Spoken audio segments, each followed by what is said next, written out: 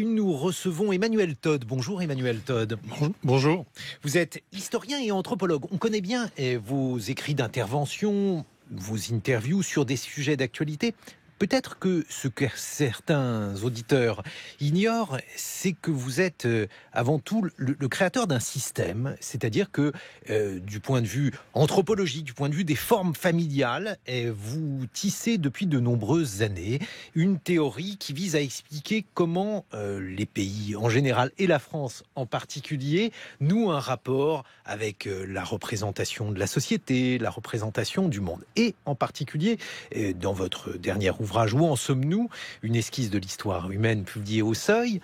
Vous avez développé cette théorie sur la question de l'égalité, sur la question également de la démocratie, en tentant de comprendre quel était le moment historique que nous traversions. Si j'ai décidé de vous inviter, c'était évidemment pour avoir votre éclairage sur la crise des Gilets jaunes, du point de vue, encore une fois, de ce système, et tout d'abord, nous rappeler quel est le lien particulier que la France entretient avec l'égalité, Emmanuel Todd. Oui, donc ce système, c'est une interprétation qui dit que l'attitude vis-à-vis de l'égalité ou de l'inégalité, de l'autorité ou de la liberté a un rapport avec la structure familiale sous-jacente. Donc dans le cas de la France du bassin parisien, par exemple, la structure familiale paysanne était elle-même libérale égalitaire. C'est-à-dire que les enfants partaient tôt du domicile familial pour aller se marier ailleurs et fonder une unité conjugale indépendante. Et puis à cette règle d'autonomie des enfants s'ajoutait une règle d'égalité très stricte devant l'héritage qui est bien antérieure à la Révolution. C'est-à-dire qu'on a des minutes notariales du XVIIe siècle qui montrent une frénésie égalitaire dans la répartition des biens. Donc ce système va par exemple s'opposer à celui de l'Angleterre, qui était aussi libéral, avec une autonomie des enfants, mais dans laquelle les règles d'héritage étaient assez floues, avec une liberté d'usage du testament. Les enfants n'étaient pas inégaux, mais ils n'étaient pas forcément égaux. Et puis l'Allemagne, ou le sud-ouest de la France, ou une bonne partie de l'Occitanie, c'était ce qu'on appelait la famille souche. Alors là, par contre, c'était un système... Là, il faut rappeler ce qu'est la famille souche. Je vais le faire, on ne peut pas demander... à des gens normaux de savoir ce que c'est que la famille souche. C'est un système dans lequel, parmi les enfants, on est en milieu paysan, on est dans la tradition, hein, l'un des enfants, en général l'aîné des garçons, est choisi pour succéder sur la ferme familiale et les autres sont exclus d'héritage. C'est donc un système très inégalitaire. C'est celui qu'on attribue en général à la noblesse. Et c'est un système qui est inégalitaire et autoritaire. Et donc, ce que dit la théorie, c'est que il y a, au moment où apparaissent les idéologies modernes, qui est le moment où les gens apprennent à lire et écrire, en fait, et ben, ce qui sort, ce qui plaît, ce qui saisit l'imagination des peuples, c'est quelque chose qui correspond aux valeurs qui sont déjà dans la famille. Donc, dans le cas de la France, ça va être la liberté et l'égalité, c'est les thèmes de la Révolution française, mais qui étaient déjà dans la famille, mais avec une résistance de la périphérie, avec aussi une composante résistante, autoritaire, inégalitaire. Et ça explique les conflits de l'époque révolutionnaire avec l'Église notamment. En Angleterre, il y a qu'à commencer par l'attitude des Anglais vis-à-vis des Français pendant la Révolution. Au début, ils trouvaient ça libéral et sympa. Et puis quand ils ont vu la frénésie française d'égalité, ils sont devenus le plus mortel ennemi de la République. Voilà. Alors, quant à l'Allemagne, elle est à l'extérieur, parce que l'Allemagne, elle a une culture politique qui est fondamentalement soit organisée, soit autoritaire. C'est-à-dire, dans ses phases calmes, elle va être social-démocrate, démocrate chrétienne. Bon, là, ça se dissout un peu. Et puis, dans les phases de crise révolutionnaire, ce qu'on verra, c'est pas du tout la mise en évidence de la liberté et de l'égalité. Ça va être la mise en évidence d'une préférence pour l'autorité et l'inégalité. Et là, on pense au nazisme, bien sûr, qui était l'expression extrême d'un idéal autoritaire et inégalitaire. Ça, c'est la tradition. Et ma surprise actuelle, mais avec des hésitations, c'est la façon dont ces systèmes de valeurs semblent s'être perpétués malgré la disparition de systèmes familiaux. Il n'y a plus de ménage à 3 générations dans la Ruhr, en Allemagne ou dans le sud-ouest de la France. Les règles d'héritage, je veux dire, les enfants sont même plus assez nombreux pour pour qu'elles aient un sens pratique, avec des familles recomposées, etc. Et quand même, on a l'impression que les populations d'Europe continuent de se comporter comme si ces différents systèmes de valeurs étaient toujours actifs. C'est-à-dire que si l'on veut récapituler le sens de vos travaux, Emmanuel Todd, on pourrait dire qu'il y a en France depuis de nombreux siècles, puisque vous êtes un observateur de la très longue durée, et quand je dis de nombreux siècles, c'est antérieur selon vous à la Révolution, puisque pour vous, il y a un substrat français. Ces systèmes différenciés apparaissent entre le XIIIe et le XIVe siècle. Voilà, avec effectivement des nuances en fonction des régions.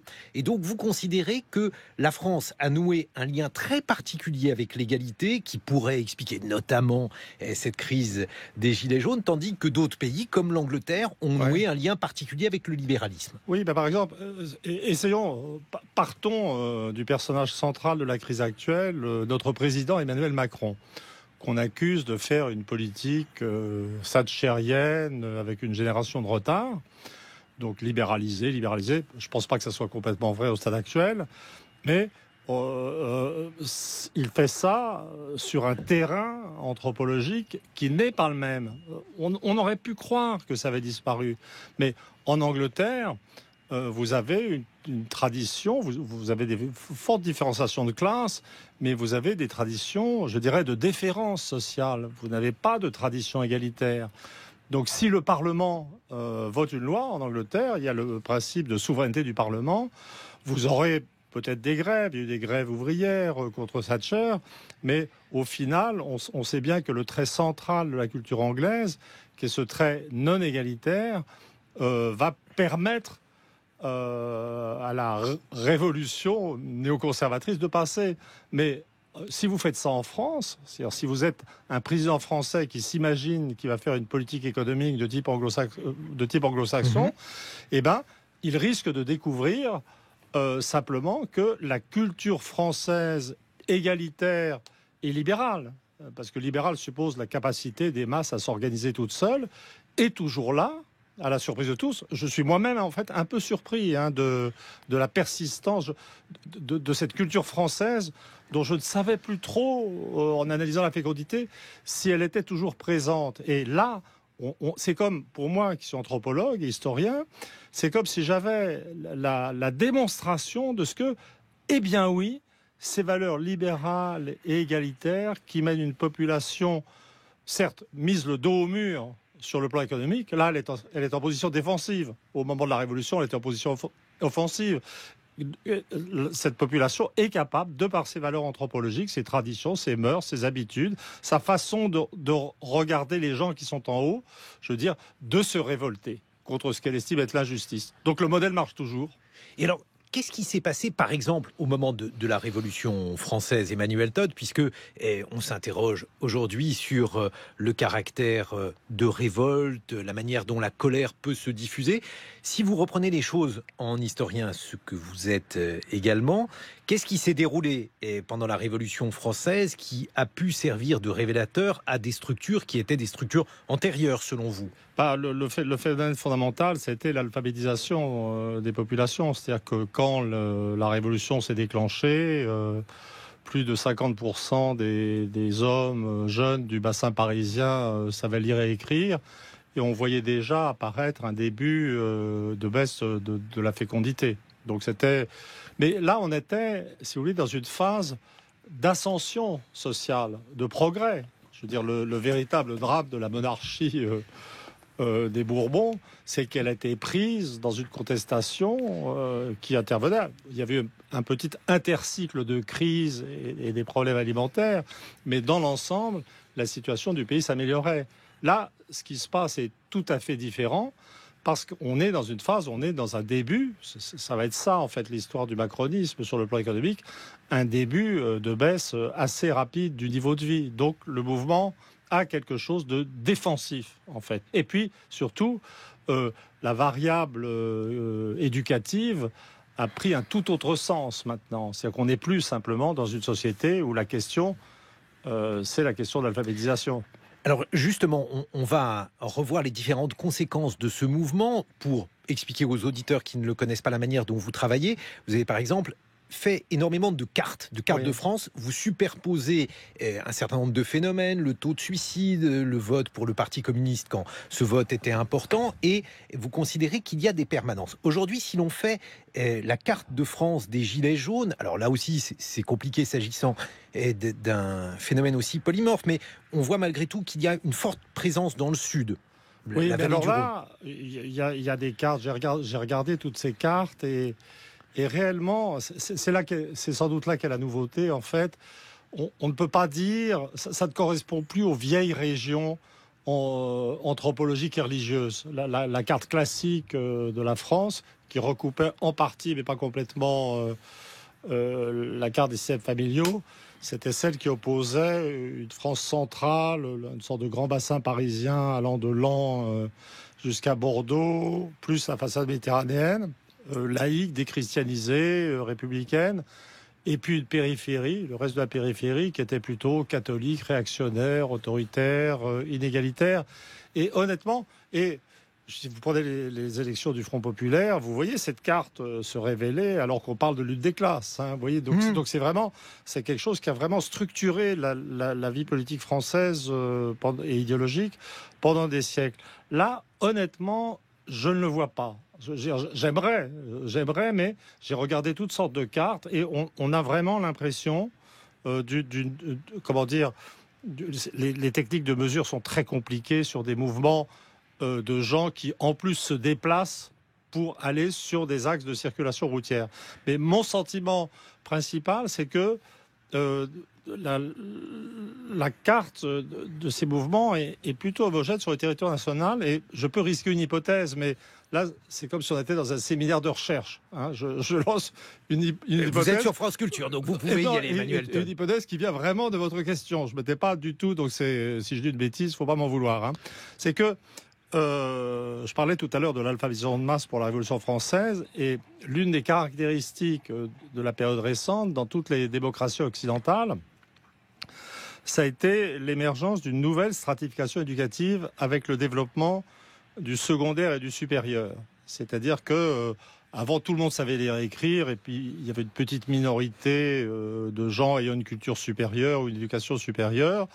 Là, maintenant, on a dans les générations 40% des gens qui ont une éducation supérieure, et puis le reste, et puis vous avez des gens qui sont calés au niveau de l'instruction primaire, et on note bien que dans tous les sondages d'opinion, dans toutes les questions quand on veut situer, si vous voulez situer l'électorat du Front National, si vous voulez situer l'électorat d'Emmanuel Macron, vous verrez que la dimension éducative, études supérieures ou pas études supérieures, va être absolument crucial.